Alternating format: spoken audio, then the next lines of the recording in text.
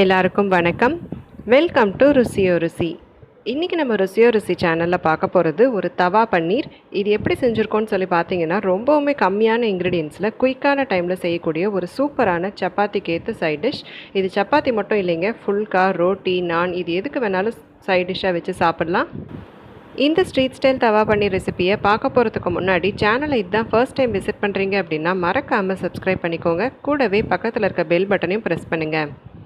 இந்த தவா பன்னீர் ரெசிபி செய்கிறதுக்கு முதல்ல நம்ம பன்னீரை மேரினேட் பண்ண போகிறோம். அதுக்கு ஒரு மிக்சிங் பவுலில் 200 கிராம் அளவுக்கு பன்னீரை இந்த மாதிரி க்யூப் சைஸஸில் கட் பண்ணி சேர்த்துக்கோங்க. இது கூட பார்த்தீங்க அப்படின்னாக்கா ஒரு 3 டேபிள் ஸ்பூன் அளவுக்கு கெட்டியான தயிர் உள்ளே சேர்த்துக்கோங்க.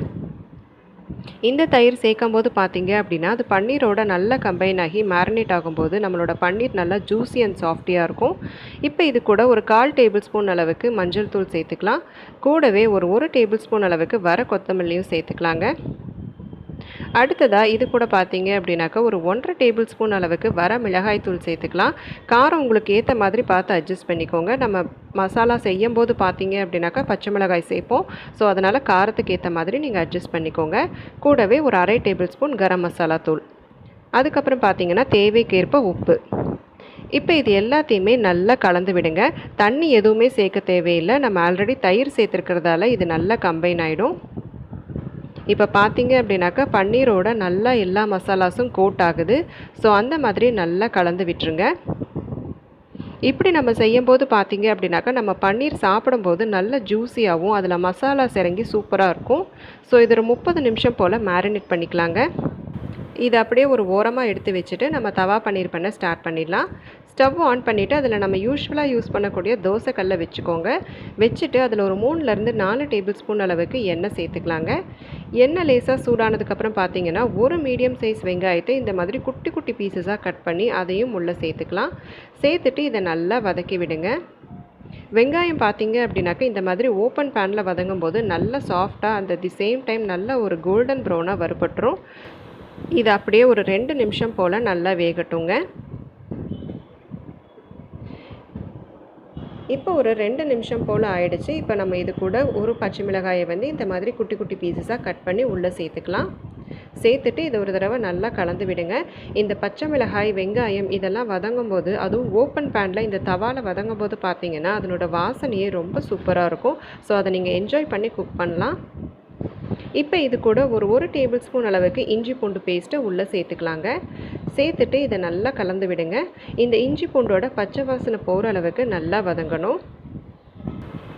இந்த தவா பன்னீர் செய்யும்போது கண்டிப்பாக நீங்கள் ஸ்ட்ரீட் ஃபுட்ஸில் அனுபவித்த அதே வாசனையை நீங்கள் உங்கள் வீட்டுக்குள்ளே அனுபவிக்க முடியும். ஸோ அந்தளவுக்கு நல்ல ஒரு ஃப்ளேவர்ஃபுல்லாக இருக்கும். ஸோ இதனோட பச்சை வாசனையெல்லாம் போகிற அளவுக்கு நல்லா வதங்கட்டுங்க. பார்த்தீங்கன்னா தெரியும் நல்ல ஒரு ப்ரௌன் கலரில் மாறிடுச்சு வெங்காயமானது. ஸோ இப்போ இது கூட பார்த்தீங்க அப்படின்னாக்கா ஒரு மீடியம் சைஸ் தக்காளியை இந்த மாதிரி குட்டி குட்டி பீசஸாக கட் பண்ணி சேர்த்துக்கலாம். தக்காளி பார்த்தீங்க அப்படின்னா இந்த மாதிரி குட்டி பீசஸாக தான் சேர்க்கணுன்னு அவசியம் கிடையாதுங்க. நீங்கள் மிக்சியில் பல்ஸ் மோடில் ஒரு ஓட்டி கூட சேர்த்துக்கலாம். அதுவும் நல்லா தான் இருக்கும். ஸோ இதை ஒரு தடவை நல்லா கலந்து விட்டுக்கலாம். இந்த வெங்காயம், தக்காளி, பச்சை மிளகாய், இஞ்சி பூண்டு இது எல்லாம் சேர்ந்து நல்லா கம்பைன் ஆகணும். ஸோ இப்போ இது கூட இந்த தவா பன்னீருக்கு தேவையான மசாலா பொடி வகைகளும் சேர்த்துக்கலாம். மசாலா பொடி வகைகள் என்னென்ன சேர்த்துருக்கோன்னு சொல்லி பார்த்தீங்கன்னா ஒரு 1/4 டேபிள் ஸ்பூன் மஞ்சள் தூள், ஒரு டேபிள் ஸ்பூன் அளவுக்கு வர கொத்தமல்லி தூள் சேர்த்துக்கலாம். இது கூடவே ஒரு 1லேருந்து 1/2 டேபிள் ஸ்பூன் அளவுக்கு வர மிளகாய் தூளும் சேர்த்துக்கலாம். நம்ம ஆல்ரெடி பார்த்தீங்க அப்படின்னாக்கா மேரினேட் பண்ணுறதுல ஒரு 1/2 டேபிள் ஸ்பூன் சேர்த்துருக்கோம். உங்களுக்கு காரம் ஜாஸ்தி வேணும் அப்படின்னா 1/2 டேபிள் ஸ்பூன் இங்கேயும் சேர்க்கலாம். அப்படி இல்லைன்னா ஒரு 1/2 டேபிள் ஸ்பூன் இல்லைனா 1 டேபிள் ஸ்பூன் சேர்த்துக்கலாங்க. கூடவே ஒரு 1/2 டேபிள் ஸ்பூன் அளவுக்கு கரம் மசாலா தூள் சேர்த்துக்கலாம். இது கூட பார்த்தீங்க அப்படின்னா ஜீரக பொடியும் சேர்த்துக்கலாம். நல்ல ஒரு ஃப்ளேவர்ஃபுல்லாக இருக்கும். பட் நான் இன்றைக்கி சேர்க்கலை, பட் சேர்த்தாலும் நல்லா தான் இருக்கும். இப்போ இது எல்லாத்தையுமே நல்லா கலந்து விட்டுக்கலாம். இந்த மாதிரி தக்காளி, வெங்காயம் இது எல்லாத்தையும் இப்படி கொத்தி கொத்தி செய்யும்போது பார்த்தீங்க அப்படின்னா நல்லா அந்த மசாலாஸ் ஆனது நல்லா பிளெண்ட் ஆகி நல்ல ஒரு வாசனையாக இருக்கும். இப்போ இந்த மசாலாஸ் எதுவுமே கரிஞ்சு போகாமல் இருக்கிறதுக்கு ஒரு 1/2 கிளாஸ் அளவுக்கு மட்டும் தண்ணியை உள்ளே சேர்த்துக்கலாங்க. சேர்த்துட்டு இது ஒரு தடவை நல்லா கலந்து விடுங்க. இந்த மசாலாஸ், வெங்காயம் இதெல்லாம் சேர்ந்து பார்த்தீங்க அப்படின்னாக்கா நல்ல ஒரு எண்ணெய் விட ஆரம்பிக்கும். ஸோ அந்தளவுக்கு நல்லா வதக்கி விடுவோம். இப்போ இந்த தவா பன்னீருக்கு தேவையான அளவு சால்ட்டையும் உள்ளே சேர்த்துக்கலாம். சேர்த்துட்டு இது எல்லாத்தையுமே நல்லா கம்பைன் பண்ணி விடுங்க. சால்ட்டு சேர்க்கும் போது பார்த்தீங்கன்னா கொஞ்சம் நிதானமாக சேர்த்துக்கோங்க. ஏன்னா நம்ம மேரினேஷனில் பார்த்தீங்கன்னா சால்ட்டு சேர்த்துருக்கோம் பன்னீருக்கு. ஸோ இந்த வெங்காயம், தக்காளிக்கு தேவையான அளவு சால்ட்டு மட்டும் உள்ளே சேர்த்துக்கலாம். சேர்த்துட்டு இதை ஒரு தடவை நல்லா கம்பைன் பண்ணி விடுங்க. இது நல்லா வெந்து ஒரு மாதிரி உங்களுக்கு பார்த்தீங்கன்னா தெரியும், அடியில் உட்கார்ற மாதிரி வரும், பட் உட்காராது. ஸோ பயப்பட தேவையில்லை. நல்லா இந்த மாதிரி கலந்து விட்டுக்கிட்டே இருந்தால் மட்டும் போதுங்க. ஸோ இந்த மாதிரி நல்லா கலந்து விட்டதுக்கப்புறம் பார்த்தீங்க அப்படின்னாக்கா நம்ம ஆல்ரெடி மேரினேட் பண்ணி வச்சுருக்கக்கூடிய பன்னீரை உள்ளே சேர்த்துக்கலாம். இந்த கர்டோடையும் மசாலாஸோடையும் பிளெண்டான பன்னீர் பார்த்தீங்க அப்படின்னாக்கா நம்ம 30 மினிட்ஸ் மேரினேட் பண்ணி ஓப்பன் பண்ணும்போது அப்படி ஒரு வாசனையாக இருக்கும். ஸோ அதை அப்படியே உள்ளே சேர்த்துக்கோங்க. சேர்த்துட்டு இந்த மசாலாஸ் எல்லாத்தையுமே பன்னீரோட கோட் ஆகிற மாதிரி இந்த மாதிரி பெரட்டி விடுங்க. ரொம்ப போட்டு கிண்டி குடையக்கூடாது, ஏன்னா பன்னீர் க்யூப்ஸ் ஆனது ரொம்ப சாஃப்டாக இருக்கிறதால உடஞ்சிரும். ஸோ மெதுவாக இந்த மாதிரி திருப்பி விட்டு அது மேலே அப்படியே அப்ளை பண்ணுற மாதிரி பண்ணிவிடுங்க மசாலாஸை. ஸோ இப்படியே ஒரு 2லேருந்து 3 நிமிஷம் பார்த்தீங்க அப்படின்னா கம்பைன் பண்ணி விடுங்க. அப்போ மசாலாஸ் எல்லாமே பார்த்தீங்கன்னா பன்னீரோட கோட் ஆகிடும். ஸோ இந்த ஸ்டேட்டில் உங்கள்கிட்ட கேப்சிகம் இருந்தது அப்படின்னா அது கூட நீங்கள் சேர்த்துக்கலாம். பட் கேப்சிகம் சேர்க்காமல் ஒரிஜினல் பன்னீரோட டேஸ்ட் அனுபவிக்கணும் அப்படின்னாக்கா வெறுமனே பன்னீர் இந்த மாதிரி சேர்ந்து பாருங்கள், ரொம்ப சூப்பராக இருக்கும்.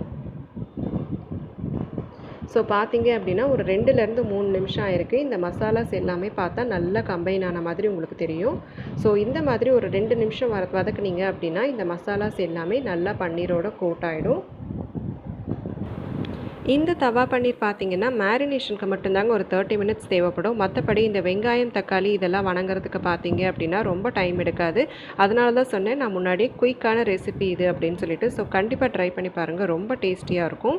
ஸோ ஃபைனலாக பார்த்தீங்கன்னா இந்த மசாலாஸ் எல்லாமே நல்லா கம்பைன் ஆனதுக்கப்புறம் ஒரு டேபிள் ஸ்பூன் அளவுக்கு பட்டர் உள்ளே சேர்த்துக்கலாம்.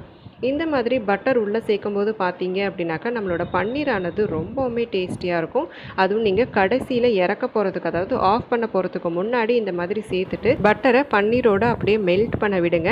ஸோ இந்த மாதிரி மெல்ட் ஆனதுக்கப்புறம் கடைசியாக ஒரு தடவை நல்லா பெரட்டி விட்டுட்டீங்க அப்படின்னா அந்த பட்டரானது எல்லா பன்னீர் க்யூப்ஸ்லையுமே அப்ளை ஆகிடும்.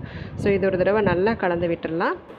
அவ்வளோதான், நம்மளோட சூப்பர் அண்ட் எம்மியான ஸ்ட்ரீட் ஸ்டைல் தவா பன்னீர் அட்டகாசமாக ரெடி ஆகிடுச்சு.